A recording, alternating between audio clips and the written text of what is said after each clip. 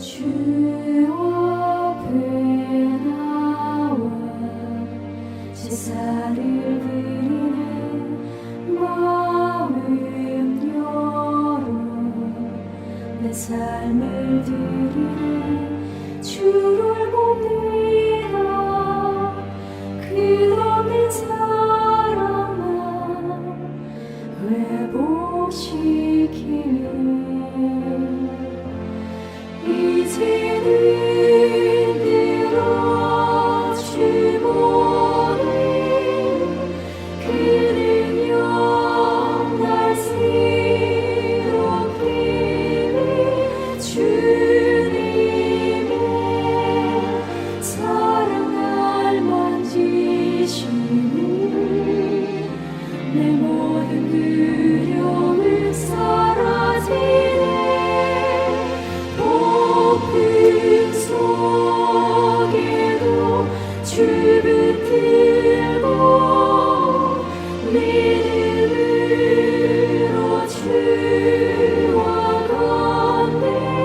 갈보리 언덕 넘어 그 어느 날 주 안에 온전케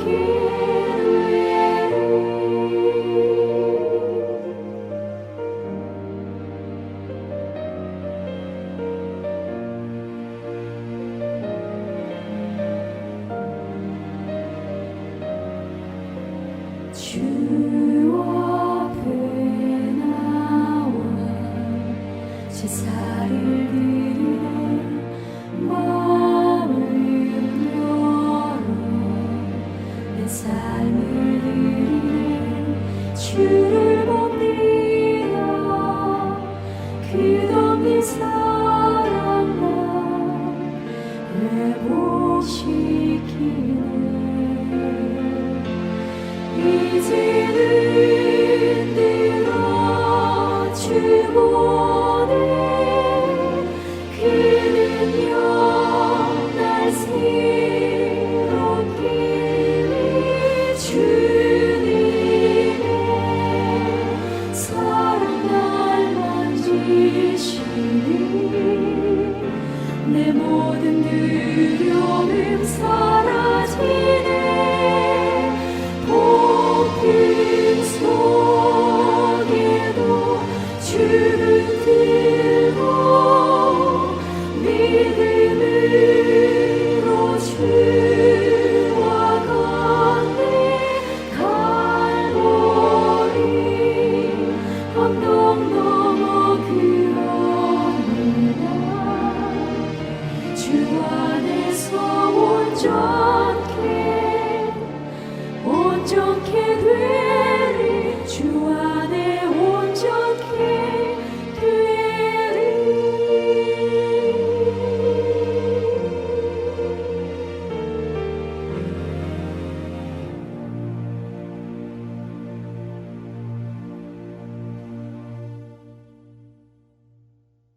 우리에게 주시는 말씀은 누가복음 13장 1절에서 5절. 그때 마침 두 사람이 와서 빌라도가 어떤 갈릴리 사람들의 피를 그들의 제물에 섞은 일로 예수께 아뢰니 대답하여 이르시되 너희는 이 갈릴리 사람들이 같이 해 받음으로 다른 모든 갈릴리 사람보다 죄가 더 있는 줄 아느냐. 너희에게 이르노니 아니라 너희도 만일 회개하지 아니하면 다 이와 같이 망하리라. 또 실로암에서 망대가 무너져 치여 죽은 18사람이 예루살렘에 거한 다른 모든 사람보다 죄가 더 있는 줄 아느냐. 너희에게 이르노니 아니라 너희도 만일 회개하지 아니하면 다 이와 같이 망하리라. 우리는 예수님께서 마지막 때라고 하는 배경 속에서 말씀하시는 6가지 제자가 알아야 될 중요한 내용들을 보고 있습니다. 이런 것이었죠.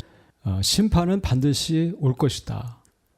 예수님은 불을 던지실 것이고 예수님 자신이 세례를 받으셔서 즉 십자가의 형벌을 받으셔서 자신이 심판을 받음으로 우리가 받을 그 불심판을 면하게 하시겠다라고 하셨어요. 두 번째, 우리가 예수님을 섬길 때 분쟁이 찾아온다고 했습니다.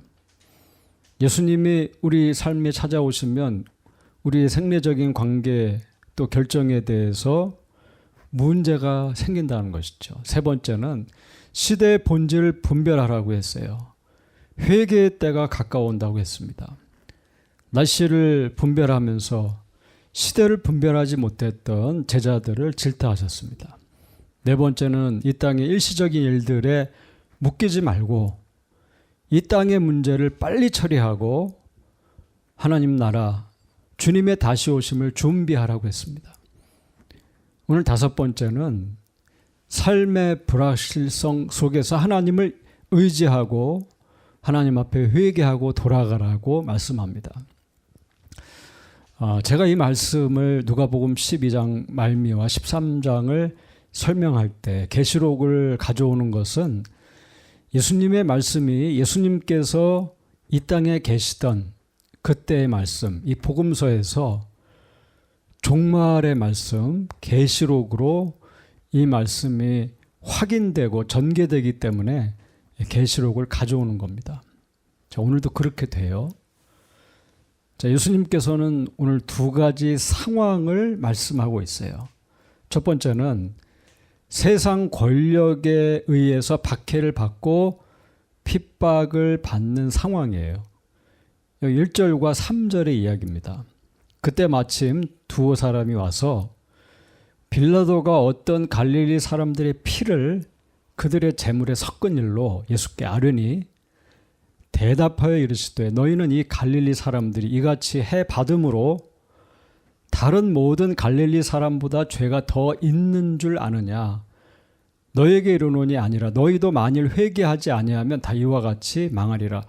그때 마침 두어 사람이 예수님께 와서 빌라도가 갈릴리 사람들을 죽인 일을 예수님께 아뢰습니다. 그러니까 예수님께서 마지막 때라고 하는 배경으로 심판이 있다. 불을 주러 왔다. 시대를 분별하라. 회개하라. 이런 말씀을 주실 때 이 이야기를 듣다가 그 말씀이 연결이 되니까 질문을 하는 거예요. 갈릴리 사람들의 피를 그들의 재물에 섞은 일. 피를 섞었다는 건 뭐냐면 죽임을 당했다는 거예요. 갈릴리 사람들이 제사를 드리다가 죽임을 당한 이야기를 하면서 이 갈릴리 사람들, 죽은 사람들이 잘못된 일들을 했고 그것을 들춰내야 한다고 생각을 하는 겁니다. 빌라도를 말하려고 하는 것이 아니에요. 갈릴리 사람들의 죄를 말하려고 하는 거예요. 이 사람들이 세상 권력에 의해서 죽은 이유가 죄가 있어서 핍박을 받고 죽었다. 이렇게 생각하는 겁니다. 자, 예수님께서 이 말하는 사람들의 중심을 보시고 그 질문의 핵심인 갈릴리 사람들을 말씀하셔서 여기 이 말씀을 듣고 있는 모든 사람을 바른 길로 인도하시는 거예요. 예수님 뭐라고 얘기하십니까? 갈릴리 사람들이 죄가 많아서 로마의 권세에 의해서 박해를 받고 죽은 것이 아니다. 이것은 회개하지 않는 너희들에게도 동일하게 일어날 수 있는 일이다. 그러므로 회개하라. 지금 고난을 당하는 사람들이 왜 그런 고난을 당하는지 그들의 잘못을 찾고 이유를 찾고 책임을 떠넘기고 그래 당신들 죄 때문에 이 죄 때문에 고난을 당하고 병에 걸리고 침략자에게 밟히고 고난을 당하고 있지라고 말하는 사람들에게 주님은 말씀을 주고 계신 거예요. 오늘 주님은 남의 고난을 보면서 그것을 말하고 있는 그들뿐만 아니라 우리에게 지금 말하고 있는 겁니다. 네가 회개하지 않으면 너는 괜찮다라고 생각하는 바로 당신도 회개하지 않으면 당신도 망할 겁니다. 회개하지 않고 자기의 힘으로 그저 세상 권세에 편승해서 그 힘 안에서 어떻게 해보려고 한다면 당신도 이 땅에 가장 강력한 권세에 의해서 무너지게 될 겁니다. 망하게 될 겁니다. 그러므로 회개하라는 거예요. 하나님께 돌아가서 하나님을 의지하라고 말하고 있다는 겁니다. 여러분, 우리가 남의 고통을 보면서 이러쿵 저러쿵 하면서 그들의 죄와 그들의 연약함과 실수를 찾지 않기를 바랍니다. 어떤 목사님이 목회에 실패를 했어요. 어떤 사역자가 죽을 병에 걸려서 사경을 헤매다가 죽었어요. 그럼 뭐라고 얘기합니까? 아, 저 사람이 죄를 지어서 저렇게 됐지. 저 사람이 실수해서 천벌을 받았지. 이렇게 말하면 안 돼요. 여러분, 옆에 있는 성도가, 형제가 힘든 일을 겪고 있는데 그거 보면서 박수치지 않기를 바란다는 겁니다. 사돈이 땅 산 것도 아니잖아요. 고난을 당하고 있어요. 형제가 고난을 당하고 있으면 아픈 마음을 갖고 오히려 기도하고 울 수 있어야 되죠. 도와줘야 되죠.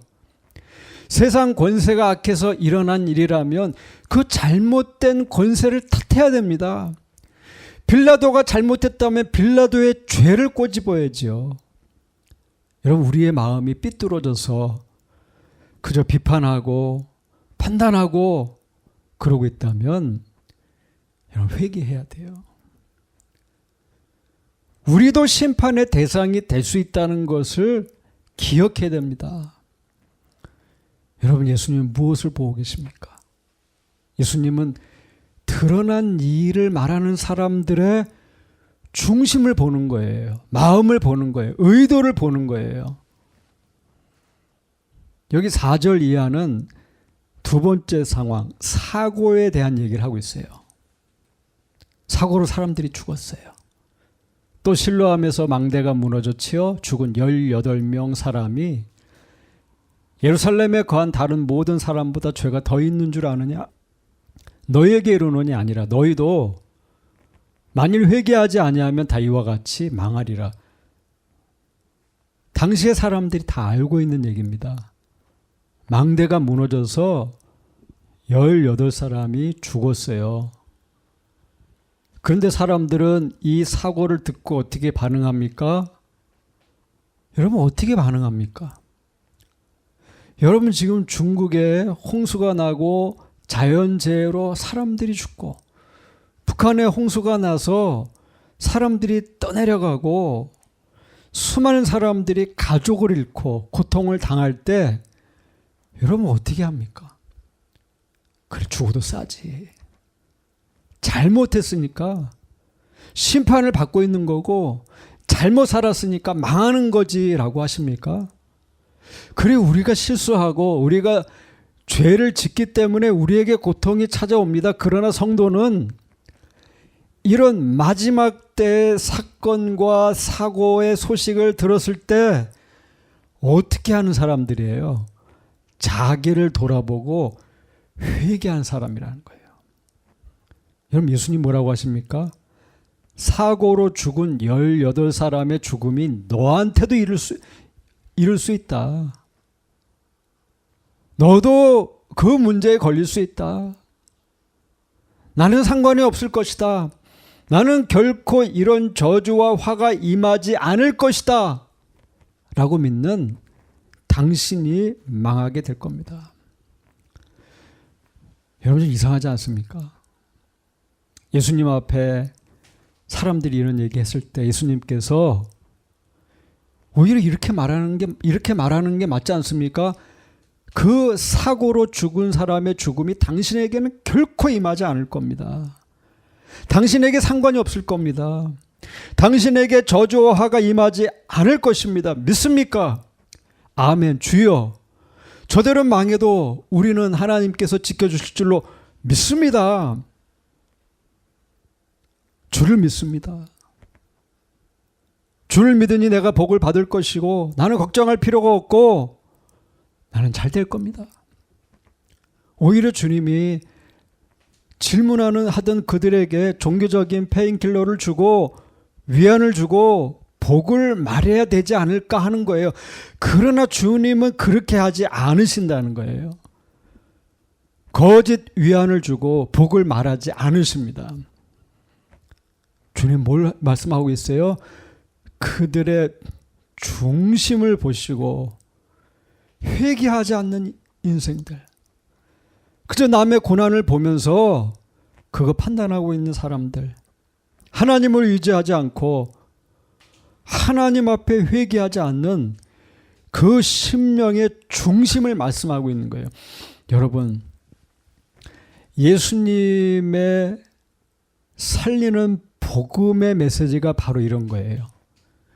우리가 살려면 우리는 우리의 어리석음에서 돌아서야 돼요.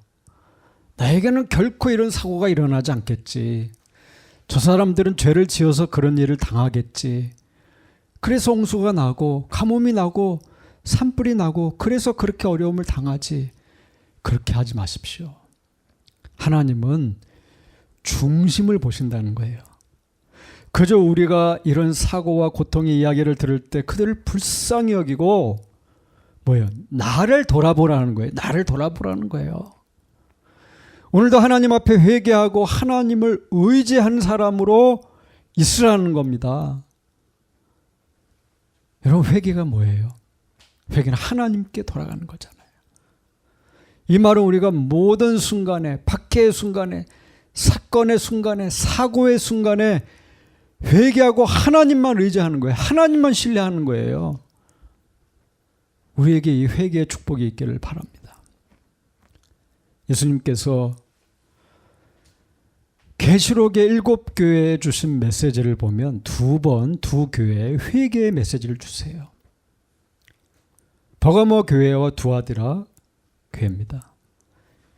요한계시록 2장을 보면 종말의 때를 맞는 교회에게 회개하라고 말씀하세요. 두아디라 교회에게 말씀합니다. 도덕적으로 타협한 교회에 말하는 거예요. 이 교회 교인들은 매일의 필요를 위해서 일을 했어요. 무역조합에 들어가야 됐어요. 무역조합에 가입하기 위해서는 이방 종교 의식을 실천해야 돼요. 그 우상에게 드려진 음식을 먹고 음란행위에 참여해야 됐어요. 여러분, 이렇게 잘못하면 그러면 여러분, 교사들은 어떻게 가르쳐야 됩니까? 회개하십시오. 당신은 망할 겁니다. 당신이 계속 그렇게 살면 망할 겁니다. 그렇게 세상의 방법으로 살아가면 당신은 망할 겁니다. 그런데요, 아무도 그렇게 외치지 않았어요. 아무도 회개를 외치지 않습니다. 그건 예수님 시절에 일어난 일이고 그 마지막 종말의 메시지를 주었던 7교회 당시에 일어난 일이고 지금도 일어나는 일이에요. 잘못된 길을 가는 게 옳은 것처럼 확신을 주는 거짓 메시지가 있다는 거예요. 거짓 교사가 있다는 거예요. 무조건 당신은 잘 될 것이고 무조건 복을 받을 것입니다. 여러분, 우리는 이 마지막 때 일어나고 있는 유혹을 알아야 돼요. 계시록 2장 18절로 말합니다. 두아디라 교회의 사자에게 편지하라. 그 눈이 불꽃 같고 그 발이 빛난 주석과 같은 하나님의 아들이 이르시되. 예수님은 그 눈이 불꽃 같아요. 무슨 말입니까? 꿰뚫어 본다는 거예요. 사람의 뜻과 마음을 꿰뚫어 본다는 거예요. 23절이 그렇게 말했어요. 예수님은 우리의 마음의 중심을 꿰뚫어 봐요. 어디에 뜻을 두고 있는지, 어디에 마음을 두고 있는지 주님은 다 아세요. 빛난 주석과 같은 발로 우리의 삶의 현장에 계신 주님, 떠나지 않아요. 우리의 삶 중심에서 우리를 다 보고 알고 계시는 거예요. 이걸 믿으라는 거예요. 주님은 우리를 보고 계세요. 뭘 보고 있어요? 드러난 게 아니에요. 의도를 보고 있어요. 마음을 보고 있어요. 뜻을 보고 있어요. 주님 우리를 불쌍히 여기세요. 그리고 찬스를 날마다 주는 거예요. 기회를 날마다 주는 거예요. 주님은 세상의 어떤 그 권세보다 크시고 진정한 강력한 공급자가 되시는 거예요. 주님이 주인이신 거예요. 두아디라 교회는 정말 유별난 칭찬을 받는 교회였어요. 계시록 2장 19절을 보면 내가 내 사업과 사랑과 믿음과 섬김과 인내를 나누니 내 나중 행위가 처음 것보다 많도다. 이 교회는 신앙이, 믿음이 있어요. 그 신앙이 어때요? 사랑이 있어요. 사랑이 있어요. 하나님을 사랑하고 이웃을 사랑해요. 깊은 믿음이 있어요. 섬기기도 잘해요. 가난한 사람을 잘 도와줘요. 인내의 믿음도 있어요. 사랑도 있고 믿음도 있고 섬김도 있고 인내도 있고 정말 좋은 교회입니다. 부족하지 않아요. 근데 문제가 있어요. 계시록 2장 20절 이하는 이렇게 말해요. 그러나 내게 책망할 일이 있노라. 자칭 선지자라 하는 여자 이세벨을 내가 용납함이니 그가 내 종들을 가르쳐 꽤 행음하게 하고 우상의 재물을 먹게 하는도다. 또 내가 그에게 회개할 기회를 주었으되 자기의 음행을 회개하고자 하지 아니하는도다. 볼지어다 내가 그를 침상에 던질 터이요 또 그와 더불어 간음하는 자들도 만일 그 행위를 회개하지 아니하면 큰 환난 가운데 던지고 또 내가 사망으로 그의 자녀를 죽이리니 모든 교회가 나는 사람의 뜻과 마음을 살피는 자인 줄 알지라. 내가 너희 각 사람의 행위대로 갚아주리라. 자, 이 음행의 문제는 신앙적인 문제가 아니라 삶의 문제예요. 숨겨진 문제예요. 우상에게 드려진 음식을 먹고 파티를 하는데 거기에 참여하는 거예요. 진실한 성도들은 어떻게 합니까? 갈등을 해야죠. 왜 이렇게 하면 안 되는데, 이거 먹으면 안 되는데 하면서 갈등을 해야죠. 예. 갈등하는 거예요. 당연한 거예요. 갈등이 없다면 이 사람은 성도가 아니에요. 하나님의 성령에 이끌리는 사람이 아니에요.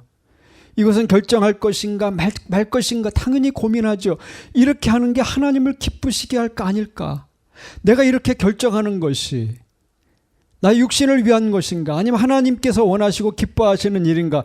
신앙적인 고민을 당연히 하죠. 사람들은 고민을 해요. 믿지 않는 사람 만나서 가까워져요. 그럼 고민이 생겨요. 내가 이 사람과 가까이 하고 그래서 결혼하고 이런 게 맞는 건가? 내가 이 일을 해서 이렇게 되는 게 맞는 건가? 신앙적인 고민을 합니다. 문제는 그의 뜻과 마음이 있어요. 여러분, 마지막 시대를 사는 사람에게는 네 종류의 사람이 나타납니다. 여기 나타나요. 이세벨 같은 사람이 있어요. 이세벨은 아합의 아내예요. 우상 숭배 바알 전도사예요. 이 여자가 바알을 잘 섬기면 비가 내려지고 복받는다고 가르친 원흉이에요. 시작점이에요. 거짓에 들어오는 입구예요. 문이에요. 이게 이세벨이에요. 그래서 두아디라 교회에 이 악의 입구 역할을 한 이세벨이 있다는 거예요. 무슨 말이? 거짓 선지자가 있다는 거예요. 그렇게 살아도 복받는다. 그렇게 살아도 무조건 잘 된다. 원흉이 있다는 거예요. 우상 숭배 고기를 먹고 파티를 하고 음행해도 당신은 잘 된다. 사랑과 믿음과 섬김과 인내만 지키면, 종교 생활만 잘하면 세상에서 어떻게 살아도 상관없다. 하나님은 무조건 용서하시고 하나님은 무조건 축복해 주신다. 거짓말을 하는 거예요. 거짓말. 여러분, 이런 거짓 선지자 이세벨은 침상에 던져진다고 했어요. 침상에 던져진다는 것은 질병에 걸린다는 거예요. 이 원문 해석해 보면 병 걸린다는 거예요. 우상의 길을 연 사람들은 독한 질병에 걸립니다. 그래서 남자가 남자를 좋아 에이즈에 걸리잖아요. 에이즈가 창궐하잖아요. 병에 걸립니다. 여러분, 이걸 기억하세요. 우상 숭배의 문을 열고 그 악한 음란의 문을 열면 죽음에 이르는 질병에 걸려요. 이건 경고예요. 경고. 계시록에 많이 나와요. 두 번째 23절, 또 내가 사망으로 그의 자녀를 죽인다고 했어요. 이세벨의 자녀가 있다는 거예요. 자, 이 사람들은 예수님의 종이 아니에요. 말씀을 들어도 회개해야 된다는 생각이 없어요. 찔림이 없어요. 왜요? 밖에 있는 사람이에요. 거짓 교사에게 배우고 자라는 자들이에요. 그들은 사망 권세가 그들을 죽여요. 회개의 기회가 없다는 거예요. 이 사람들은 무조건 지옥 형벌이 기다리는 사람이. 이게 이세벨의 자녀예요. 세 번째, 2장 20절에 내 종 그랬어요. 내 종이라고 나와요. 내 종. 내 종이 누구예요? 예수님의 종이에요. 예수님의 종인데 이세벨이라는 거짓 교사의 꼬임에 빠져서 먹으면 안 되는 거 먹고 타락해버린 사람이에요. 회개의 기회가 있었어요. 회개할 시간을 주셨어요. 회개할 기회가 있었는데 회개할 생각을 안 한 교인을 말하는 거예요. 근데 이 사람은 회개할 기회를 받았어요. 회개할 기회를 받았다는 것은 말씀을 들을 때 그 말씀이 그 마음을 찔렀다는 거예요. 회개만 하면 주님은 그 회개를 받아주시고 아합도 용서해 주셨기 때문에 회개하면 문제가 해결될 수 있었어요. 말씀이 찌르고 상황이 절박해서 하나님을 찾을 수 있는 신앙이 들어와야 회개를 하는데 하나님을 신뢰하는 상태가 되어야 회개하는데 이 타락한 종에게는 회개할 기회가 있었다. 그러니까 다윗에게 보낸 나단이 왔든지 메신저가 말씀으로 찔렀든지 엘리사의 권면을 받았던 나아만처럼 어떤 순종의 요구가 있었든지 아브라함에게 천사가 나타난 것처럼 천사가 말을 했든지 깨달음이 있고 이게 죄구나 자각 증세가 있었어요. 완전히 이세벨에게 넘어간 사람이 아닌 거예요. 갈등을 한 거예요. 그건 내 종이라고 그랬어요. 예수님의 종. 이 사람에게는 22절에 또 그와 더불어 간음한 자들도 만일 그의 행위를 회개하지 아니하면 큰 환난 가운데 던진다고 그랬어요. 회개를 안 한 거예요. 여러분 아직 회개할 시간이 있어요. 누가복음 13장에서 예수님께서 회개하지 않으면 너 망한다. 예수님은 돌려서 말씀 안 하세요. 왜? 진리이기 때문에.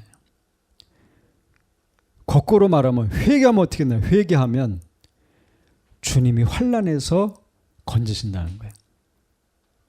회개하지 않으면 이전에 경험하지 못한 더 큰 환난이 온다는 거예요. 지금까지 받은 고난과 환난과 어려움은 아무것도 아니에요. 회개하지 않으면 더 큰 환난이 옵니다. 사랑도 있고 믿음도 있고 섬김도 있고 인내가 있어요. 근데 거짓말에 속아서 즐겼더니 환난이 온 거예요. 여러분 이거 기억하세요. 영적인 음란은 환난을 가져옵니다. 큰 환난을 만납니다. 심지어 그 문이 되는 사람은 죽을 병에 걸립니다. 성경이 이렇게 말하고 있어요. 여러분 지금은요 거대한 전쟁 속에 있어요. 문화전쟁, 미디어 전쟁, 많은 영어와 음악. 그 안에 이세벨의 가르침이 있어요. 범신론이 있고 포스트 모더니즘이 있고 하나님을 떠나게 만드는 내용이 있어요. 음악에 그런 게 들어있어요. 영화에 그런 게 들어있어요. 근데 놀라운 건 뭔지 아세요? 요새 보니까 무당이 너무 많이 나와요. 무당이. 특히 한국의 젊은 친구들이 무당을 찾아다니는 거예요. 무당들이 너무 인기가 많아져요. 미래가 불확실하니까요. 미신적인 걸 찾아다녀요. 그들의 말을 들어요. 영향을 받고 점을 보고 부적을 삽니다. 우리 할머니들이 하던 거를 지금 청년들이 하고 있어요. 거짓말에 속아 넘어갑니다. 여러분 지금은요. 깨어 있어야 돼요. 영적으로 온전한 길을 가야 돼요. 그게 뭐예요? 회개하는 거예요. 회개. 내가 그렇게 산 것에 대해서 회개하는 거예요. 마지막 네 번째 사람이 나와요. 이세벨의 교훈을 받지 않는 성도가 나타나요. 그게 2장 24절 이하예요. 두아디라에 남아있어 이 교훈을 받지 아니하고 소위 사탄의 깊은 것을 알지 못하는 너희에게 말하노니 다른 짐으로 너희에게 지울 것은 없노라. 다만 너희에게 있는 것을 내가 올 때까지 굳게 잡으라. 이기는 자와 끝까지 내 일을 지키는 그에게 만국을 다스리는 권세를 주리니 그가 철장을 가지고 그들을 다스려 질그릇 깨뜨리는 것과 같이 하리라. 나도 내 아버지께 받은 것이 그러하니라. 내가 또 그에게 새벽별을 주리라. 귀 있는 자는 성령이 교회들에게 하시는 말씀을 들을지어다. 자, 이 사람들은 신앙생활만 잘한 게 아니에요. 종교생활만 잘한 게 아니에요. 삶에서 이세벨의 가르침, 거짓 메시지를 버리고 자기를 지키고 한 아내가 한 남편의 아내로, 남편이 한 아내의 남편으로 서로의 책임을 잘 감당하고 가정을 지키고 자기를 지키고 우상 멀리하고 경제가 어려워도 살기 힘들어도 하나님께 드린 약속 지키고 하나님만 섬기겠다고 한 사람이에요. 이 사람들은 두 가지를 얻어요. 다스림의 권세와 영광을 얻는 거예요. 여기 새벽별은 계시록 22장 16절을 보니까 나 예수는 교회들을 위하여 내 사자를 보내어 이것들을 너희에게 증언하게 하였노라. 나는 다윗의 뿌리요 자손이니 곧 광명한 새벽별이라 하시더라. 자, 새벽별은 뭐예요? 예수님이에요. 예수님. 새벽별은 광명한 빛을 비추는 거예요. 그래서 이것은 예수님의 영광을 말하는 거예요. 자, 신앙을 잘 지키고 자기의 삶을 잘 지킨 사람은 다스림의 권세와 영광을, 예수님의 영광을 누린다는 거예요. 끝까지 이세벨을 이기는 사람, 우상숭배 멀리하고 무당 가까이 하지 않고 부정 만들지 않고 전보지 않고 음란을 이기고 하나님이 기뻐하시는 걸 찾아간 사람은 예수님의 영광에 동참하게 됩니다. 예수님께서 아버지 하나님께 받으신 것과 같은 만국을 다스리는 권세를 받는다고 그랬어요. 근데 성경은 이것을 계속 예언했어요. 이 권세에 대해서. 마태복음 19장 28절 예수께서 이르시되 내가 진실로 너희에게 이르노니 세상이 새롭게 되어 인자가 자기 영광의 보좌에 앉을 때 나를 따르는 너희도 12보좌에 앉아 이스라엘 12지파를 심판한다고 그랬어요. 누가복음 22장 30절 너희도 내 나라에 있어 내 상에서 먹고 마시며 또는 보좌에 앉아 이스라엘 12지파를 다스리게 된다 했어요. 계시록 5장 10절 그들도 우리 하나님 앞에서 나라와 제사장들을 삼으셨으니 그들이 땅에서 왕노릇한다 그랬어요. 여러분 이 권세를 주신다고 했습니다. 신앙을 잘 지키고 삶을 지키고 우상숭배에 빠지지 아니하고 끝까지 믿음을 잘 지키면 주님이 이런 은혜를 주신다는 거예요. 여러분 영적인 신앙생활뿐만 아니라 여러분의 삶의 거룩을 잘 지키라는 겁니다. 그러니까 하나님이 기뻐하시는 길을 선택하라는 거예요. 그게 하나님이 기뻐하시는지 아닌지를 잘 보라는 겁니다. 여러분 삶이 무너지면 다 빼앗깁니다. 신앙도 다 뺏겨요. 오늘 우리가 해야 될 건 뭡니까? 회개하는 거예요. 회개. 날마다 회개하는 거예요. 날마다 회개하고 다시 시작해야 돼요. 그 기회를 받잖아요. 그 기회를 받을 때 그걸 선용하고 사용해야죠. 회개하라고 할 때 하십시오. 주님이 새로운 일을 하세요.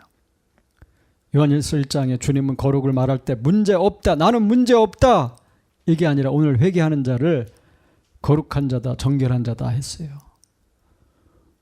오늘 회개함을 통해서 다시금 그의 다스림과 그의 영광에 참여할 수 있기를 바랍니다. 많은 것이 다시 시작될 거예요. 성경이 말하는 약속이에요. 회개하면 다시 시작되는 거예요. 회개하면 돼요.